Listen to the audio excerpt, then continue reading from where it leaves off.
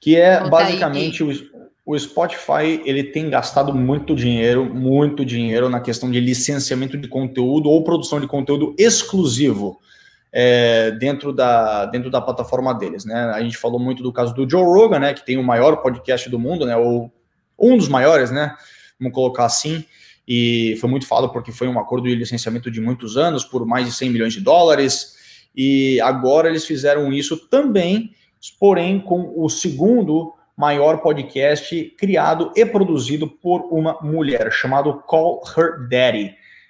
Basicamente, eu nunca escutei esse podcast. Quando eu estava fazendo uma pesquisa durante o mestrado na Full Sail, eu usei ele como referência porque era um dos maiores nomes. Eu, como não conhecia muito desse mundo de podcasts, eu fui pegando as melhores referências para poder me espelhar no modelo, né? Como que era conduzido, não tanto no tema, porque, né? O tema do podcast que foi lançado em 2018, eles falam muito sobre sexo e relacionamentos.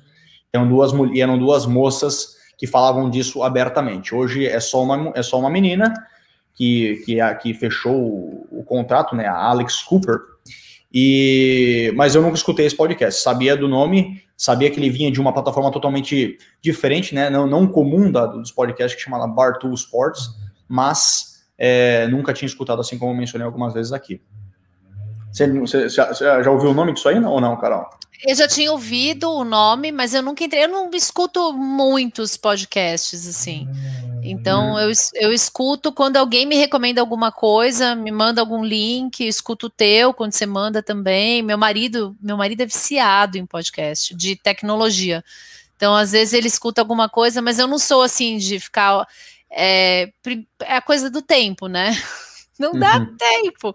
E aí, eu lembro quando entrou o Clubhouse, eu tava assim, no momento de ouvir bastante, e daí começou a me dar aquele FOMO, né, aquele negócio que você precisa estar ligado o tempo todo, ouvir o tempo todo, né, saber de tudo que está acontecendo, e daí eu falei, gente, podcast é um perigo, porque onde você tá, você deixa o celular ligado, e daí eu comecei assim, vou tomar banho, o podcast tá ligado.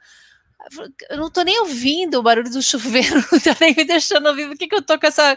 Né? E aí eu dei uma segurada, então eu fico meio assim, eu acho que podcast para mim tem uma capacidade viciante, assim, muito alta, porque você consegue estar fazendo outras coisas e o negócio tá ligado, então eu dou uma segurada para não ficar viciada. A questão, né, tem muita gente que escuta muito, né, aprendeu a escutar naquela velocidade 1.2, 1.5, eu ainda não acostumei, né, eu tô tentando pegar um pouquinho na 1.2, já dar uma mini acelerada no negócio, mas eu tenho amigos que escutam em 2 pontos, tipo 2 pontos, aí é muito rápido, é tipo, eu escuto, o que eu sempre brinco aqui, você escuta nessa velocidade? Eu escuto, vejo vídeo do YouTube, baixo o livro no Audible.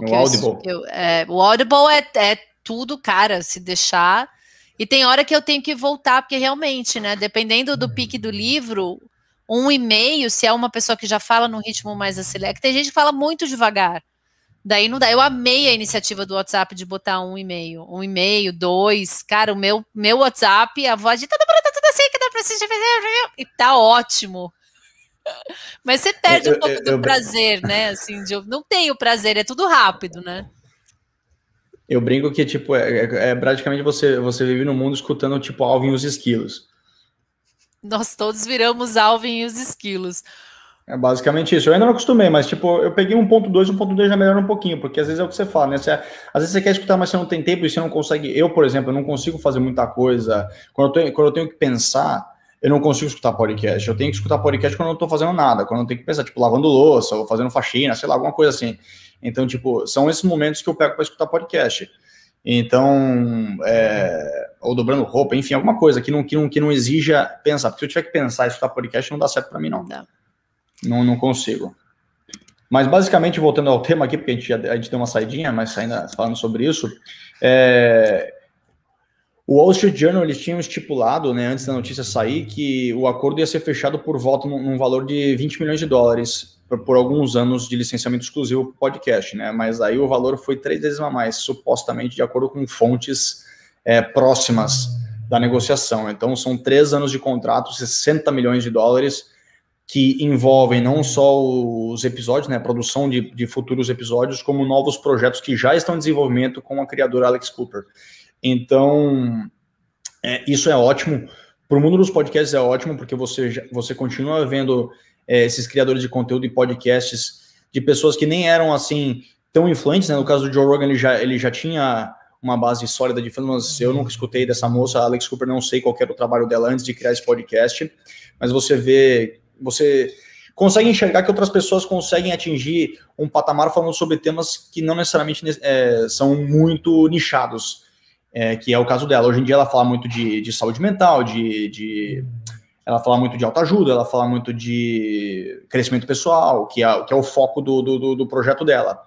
Então, isso eu acho super interessante para a indústria, e você vê que ainda tem uma crescente muito grande, que talvez seja a loucura do Spotify, de eles apostarem e investirem tanto dinheiro nisso, mas eu acho que para uma empresa que foi basicamente pioneira na questão de streaming de áudio, né? Não foi a primeira, porque todo mundo conheceu o Napster, mas é o Napster melhorado.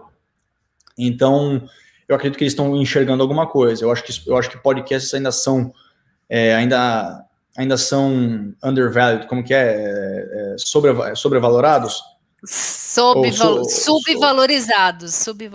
Subvalorizados.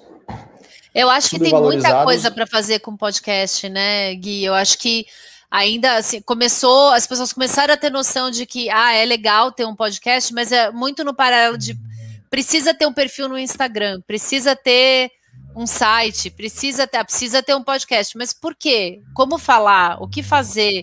Que tipo de resultado dá para ter? Eu acho que isso ainda não... As pessoas estão muito na onda, assim, do... Todo mundo tem, a gente precisa ter.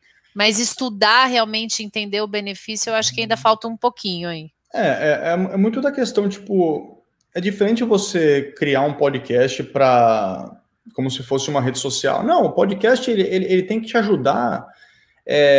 A engajar com o seu público, e depois, se você vai querer alavancar suas vendas, isso vai vir consequentemente. Você tem que criar conteúdo que agregue valor, que você consiga impactar o seu ouvinte, já seja ele seu cliente ou não, para depois você querer fazer alguma coisa com ele, para depois você querer converter. Não adianta você querer criar um podcast para vender o seu produto, isso aí não vai acontecer, isso aí é muito difícil. É que nem você fazer um comercial na televisão, ninguém quer escutar sobre o seu produto, a não ser que você trabalhe para uma empresa que seja super, super da hora. Então, é isso que as pessoas ainda não entendem do podcast. E no Brasil ainda tem um crescimento muito grande. É como eu disse algumas semanas atrás, para quem acompanhou a live, nós temos 2 milhões de podcasts na Apple Podcast, que é talvez a principal plataforma que armazena tudo isso, né? O Spotify pode ser o principal hoje em dia na questão de popularidade, mas o Apple ainda é o que armazena mais. Então, mas só acho que acima de 750 mil desse podcast tem pelo menos 10 episódios, ou seja, ainda nem se sabe, não foi divulgado se esses 750 mil estão ativos, né? Por exemplo, um dos meus podcasts eu tive que colocar uma pausa, eu tenho mais do que 40 episódios, então é diferente isso, e leva tempo. E no Brasil, pelo que saiu dos últimos dados, é que só tem 20 mil podcasts no Brasil, ou algo em torno disso. Então tem uma oportunidade grande aí. É só você ver, que nem o Paulo comentou algumas semanas atrás, você tem que saber se você tem alguma coisa para dizer, né? Você tem algo de valor para agregar, e não só quer falar por falar, porque modinha todo mundo mas aconteceu com as paleterias, né, mexicanas na sua época. Nossa. Todo mundo quis abrir uma, e quantas sobraram hoje em dia? Eu acho que ele é uma tendência, mas eu acho que, como toda tendência, tem muita gente que pula na onda sem saber direito para onde ela vai, né? E aí você vê esses que abre e para, abandona, ou abre e não tem conteúdo nenhum, né? Não tem seguidor nenhum, não tem... É só um material que está lá sendo colocado. Então, acho que é uma plataforma para ser estudada, né? Como todas as outras. Não, e tá crescendo, né? Por último aqui, para fechar nossa live, antes que a gente saia, né? O Facebook está começando a colocar podcasts, ou disponibilizar podcasts. Isso eu achei impressionante, porque o Facebook, querendo ou não, ele tá... Não vou dizer que ele está em decadência, porque ele não está, né? Mas a gente vê a gente conhece cada vez menos, pelo menos no meu círculo social, o meu network, eu conheço poucas pessoas que ainda utilizam o Facebook. Mas o Facebook tem milhões, né? Até bilhões de usuários ativos ainda. E o Facebook divulgou essa semana, né? No dia 21, que você vai conseguir escutar alguns podcasts em determinadas páginas de certas personalidades, né? De momento, o que foi anunciado foram podcasts do Joe Budden e da Nicaila Matthews Okomi.